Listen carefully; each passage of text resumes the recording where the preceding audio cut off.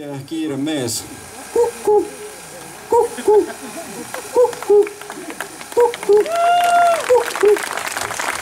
Marko Kukushkin, palju õnne!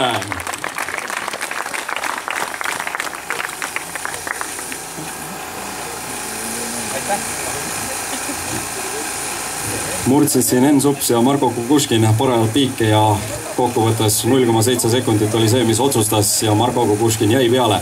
Aga 2 VTB-klassi esikolmik täna siis Rene Uuk-Karedo 3., Enn Sups 2. ja Marko Kukushkin tänane võitja. Palju õnne!